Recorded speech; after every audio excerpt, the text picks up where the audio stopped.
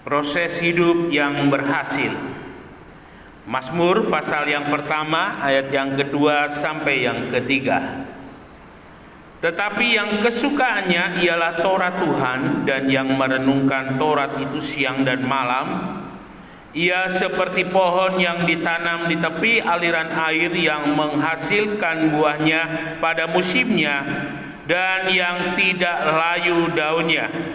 Apa saja yang diperbuatnya berhasil. Saudara yang dikasihi oleh Tuhan,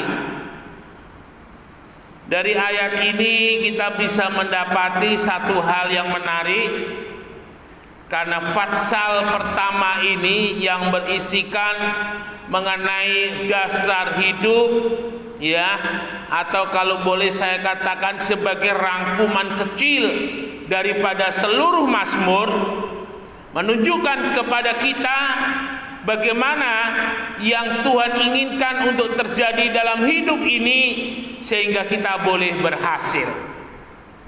Sebuah rumah bisa dibangun dengan baik, maka dia harus mengikuti proses, ya. Dan proses itu adalah proses dimulai dari dasar, lalu kemudian dinding, lalu kemudian atap dan sebagainya. Proses harus sesuai dengan aturan yang ada. Proses harus sesuai dengan komposisi yang ada. Karena ketika sebuah proses itu tidak dipenuhi, maka hasilnya pun tidak bisa didapat secara maksimal. Nah, kita mau melihat bagaimana dalam hidup orang percaya itu bisa berhasil. Bagaimana dalam hidup orang percaya itu bisa menikmati kehidupan yang di dalamnya ada masa depan yang penuh dengan pengharapan, dengan kehidupan yang di dalamnya ada kasih kuasa, damai sejahtera, pertolongan, berkat yang daripada Tuhan. Kita mau melihat yang pertama dalam Mazmur pasal yang pertama ayat 2 dan sampai dengan 3. Proses yang pertama sebagai dasar, tetapi yang kesukaannya ialah Taurat Tuhan. Dalam bahasa Indonesia masa kini, tetapi yang kesukaannya adalah melakukan perintah Tuhan, dan yang merenungkan Taurat itu siang dan malam. Yesus suatu saat pernah mengajar mengenai dua orang yang membangun rumah. Ya, dikatakan hal yang pertama, barang siapa yang mengikut aku, ya, barang siapa yang mendengar firman-Ku dan melakukannya, ia seperti orang yang membangun rumah di atas dasar batu. Tetapi barang siapa yang mendengar firman-Ku yang tidak melakukannya, ia seperti orang yang membangun rumah di atas dasar pasir. Lalu datanglah banjir, datanglah badai hujan lebat, badai banjir melanda. Rumah yang dibangun di atas pasir itu lenyap diterjang banjir. Tetapi rumah yang dibangun di atas batu kokoh berdiri. Saudara yang dikasihi oleh Tuhan, dasar adalah sesuatu hal yang tidak bisa diremehkan. Karena kalau dasarnya baik, bangunannya pasti baik. Kalau dasarnya buruk, bangunannya itu juga pasti buruk. Firman Tuhan mengajar orang benar itu hidup oleh karena iman. Ya, dalam Roma.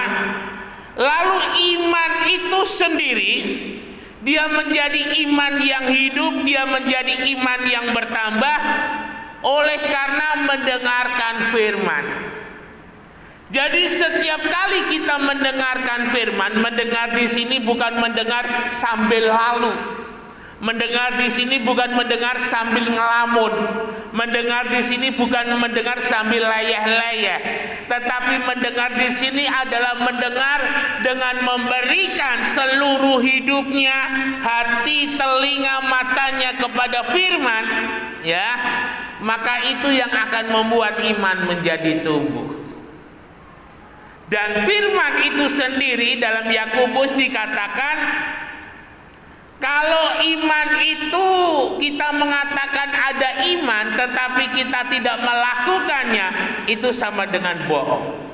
Jadi artinya ketika iman itu bisa bertumbuh, maka iman itu harus dibangun di atas dasar firman yang didengar.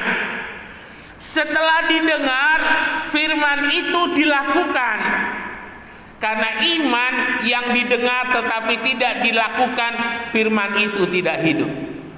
Janda yang ada di Sarfat ketika bicara kepada Elia, ya, ketika Elia berkata kepada janda di Sarfat, "Bu, buatkan lebih dahulu roti untukku, baru kemudian untukmu." Janda itu mengatakan, "Minyakku hanya sedikit, tepungku hanya sedikit, hanya bisa aku buat sepotong, aku makan dan anakku kemudian aku mati." Tetapi janda ini dia mengatakan lebih jauh, "Karena Tuanku yang memerintah, karena firman Allah yang memerintah, aku akan melakukannya." Dan yang terjadi, meskipun tepung itu tidak bertambah banyak, meskipun minyak itu tidak bertambah banyak, tetapi minyak dan tepung itu tidak pernah habis. Dia menghidupi Elia bersama janda dan anaknya selama lebih kurang 3 tahun. Ketika firman itu didengar dan ketika firman itu dilakukan. Dasar firman Allah itu harus ada dalam hidup orang percaya. Ya, orang percaya tidak bisa mendasarkan hidupnya dengan ramalan. Orang percaya tidak bisa mendasarkan hidupnya dengan situasi dan kondisi dunia. Orang percaya tidak bisa mendasarkan hidupnya oleh karena orang lain atau oleh karena kepandaian dan sebagainya. Orang percaya harus mendasarkan hidupnya di atas kebenaran firman. Firman-Mu itu pelita bagiku, firman-Mu itu terang bagi jalanku. Jadi artinya ketika orang percaya hidupnya ada di dalam dasar firman Allah, maka kemanapun dia berjalan selalu diterangi oleh firman Allah itu. Artinya diterangi ini adalah kita dituntun oleh firman itu. Ya, dan sesuai dengan Yeremia 29 ayat 11, karena kita hidup di dalam terangnya firman siang dan malam, maka hidup kita itu adalah hidup yang melekat dengan Tuhan. Dan Yeremia 29 ayat yang ke-11, "Aku ini mengetahui rancangan apa yang ada padaku." Ya, rancangan Tuhan bagi orang yang hidupnya melekat kepada Tuhan. Rancangan Tuhan bagi orang yang hidupnya ada bersama-sama dengan Tuhan. Dan rancangan itu bukan rancangan kecelakaan, tetapi rancangan damai sejahtera yang membawa kepada masa depan yang penuh pengharapan. Yusuf itu adalah tipikal orang yang membangun dasar hidupnya di atas kebenaran firman. Tidak peduli keadaannya baik atau tidak baik, Yusuf selalu konsisten mendasarkan hidupnya di atas kebenaran firman. Bagaimana tidak? Dia harus dimasukkan di dalam sumur. Dia harus hidup di dalam fitnah saudara-saudaranya sampai sekian puluh tahun. Karena ketika masih baru Yusuf itu dimasukkan dalam sumur, saudaranya bilang, "Pak, Yusuf sudah mati." Dan selama puluhan tahun yang ada di pikirannya Yakub, Yusuf sudah mati. Ya, setiap kali tetangganya tanya, "Kasihan yo Pak Yakub, anakmu nggak ada satu." "Ya, anakku Yusuf sudah mati." Puluhan tahun hidup di dalam fitnah. Tidak hanya ada di dalam sumur, dia diambil dan dijadikan budak. Semua hak-hak hidupnya dipereteli semua. dalam posisi yang paling rendah, dalam titik zero, dalam titik nol. Yusuf berada pada situasi saat itu. Tetapi yang menarik, Yusuf senantiasa melekat kepada Tuhan. Ketika dia berada di rumah Potifar, Potifar lihat anak ini adalah anak yang membawa keberuntungan. Yusuf ini membawa keberuntungan. Dia anak hoki, ya, anak yang membawa keberuntungan. Firman Tuhan katakan, sejak Yusuf berada di rumah Potifar, Potifar diberkati oleh Tuhan. Dan apa saja yang diperbuat oleh Yusuf, semuanya diberkati oleh Tuhan, ya. Dan sampai pada akhirnya Yusuf diangkat menjadi orang kedua di Mesir. Nah, saudara yang dikasihi oleh Tuhan, ketika kita hidup sesuai dengan firman Tuhan, firman Tuhan katakan bahwa firman itu seperti benih yang ditabur. Ya, dan artinya ketika hidup kita itu membukakan diri untuk firman, hati kita itu sedang ditaburi oleh benih firman seperti sore hari ini. Dan benih itu akan menjadi benih yang hidup, akan menjadi benih yang mengeluarkan buah. Itu ada sebuah proses waktu. Ya, dan waktu Tuhan itu bukan waktu kita. Artinya ketika kita mengalami seperti Yusuf, harus berada di dalam lubang sumur, harus menjadi seorang budak, harus dilupakan, harus tidak dihargai, tetap bertahan hidup melekat kepada Tuhan. Ya, tetap bertahan hidup sesuai dengan firman Tuhan. Karena orang benar itu kalau dia jatuh nggak sampai tergeletak. Tangan Tuhan akan menopang untuk membuat dia berdiri, tidak hanya berdiri, tetapi kalau saya katakan dia akan berlari. Jadi sebuah proses itu harus kita alami dalam hidup ini. Dan di dalam proses itu ada sebuah ketekunan. Ya, artinya hari ini ketika kita hidup benar dalam firman Tuhan belum menjamin hidup saudara akan berubah karena belum waktunya. 1 bulan saudara hidup sesuai dengan firman Tuhan belum tentu hidup saudara berubah karena belum waktunya. Tetapi ada satu titik yang namanya waktu Tuhan untuk saudara. Karena saudara hidup sesuai dengan firman Tuhan, Tuhan balikkan keadaan itu. Tuhan kalau membalikkan keadaan itu lebih dari penderitaan yang kita alami, lebih daripada aniaya yang kita alami, lebih dari setiap pengorbanan yang sudah kita berikan. Kalau waktunya Tuhan itu sudah mengangkat di dalam kehidupan kita. Sehingga firman Tuhan ajar jangan jemu-jemu untuk kita berbuat baik. Jangan kita jemu-jemu untuk melakukan firman. Ojo bosan saudara. Kita nggak tahu, seperti ada coach yang mengatakan tentang doa. Tidak tahu kita sampai ayuan yang keberapa ketika naik sepeda doa itu dijawab. Nah seperti itu juga. Ketika Tuhan tidak mengangkat di dalam kehidupan kita, kita tidak tahu pada bulan yang keberapa, pada tahun yang keberapa, atau pada hari yang keberapa. Tetapi yang pasti di dalam persekutuanmu dengan Tuhan, jerih lelahmu tidak sia-sia. Teruslah hidup di dalam kebenaran firman Tuhan. Jangan jemu, jangan bosan, jangan putus asa. Dan jangan mengukur kebenaran firman Tuhan yang saudara lakukan itu dengan nilai saudara. Ya, tetapi biarlah yang menilai itu Tuhan. Kita melakukannya seperti kita tidak melakukannya. Kita memberi seperti kita tidak memberi. Kita berbuat seperti kita tidak berbuat. Artinya segala sesuatu yang kita lakukan untuk Tuhan itu jangan dipikir. Ya, tidak tahu entah kapan hasilnya, tidak usah dipikir. Tetapi saya jamin, ya dan amin, pada waktunya Tuhan akan tolong dalam hidup kita. Lalu kemudian yang berikut di sana dikatakan, ia seperti pohon yang ditanam di tepi aliran air, yang menghasilkan buahnya pada musimnya dan yang tidak layu daunnya.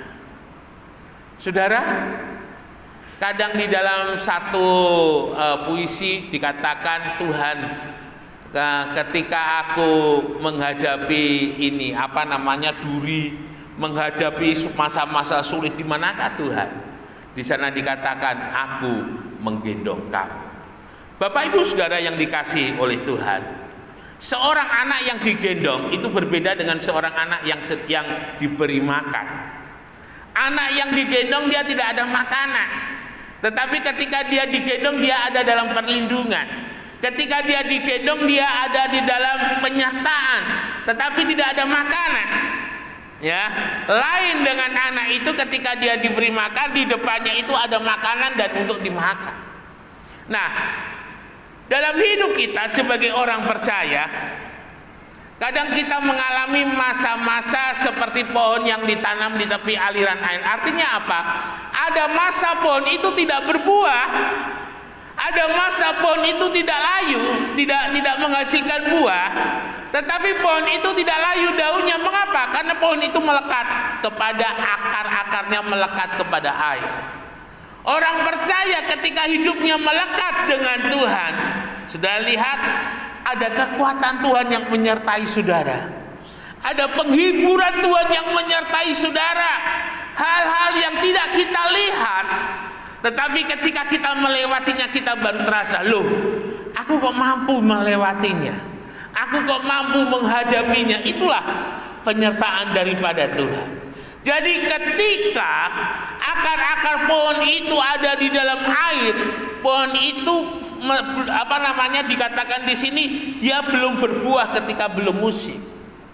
Ya, jadi artinya bukan tidak ada berkat Tuhan, tidak ada pertolongan Tuhan, ada, tetapi dalam satu bentuk yang tidak bisa kita lihat, tetapi sebenarnya jujur bisa kita rasakan.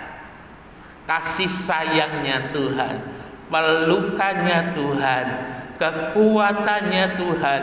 Kalau boleh saya katakan, kita sedang bersandar di dadanya Tuhan, dan setiap detak jantung kasihnya Tuhan itu bisa kita dengar, dan itu yang memberi kekuatan dan sejahtera dalam hidup ini.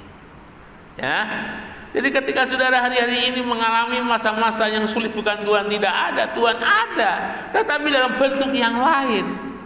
Tapi sadarlah, pada waktunya Tuhan akan menunjukkan berkat-Nya secara real, secara nyata, terlihat di mata, seperti halnya Yusuf.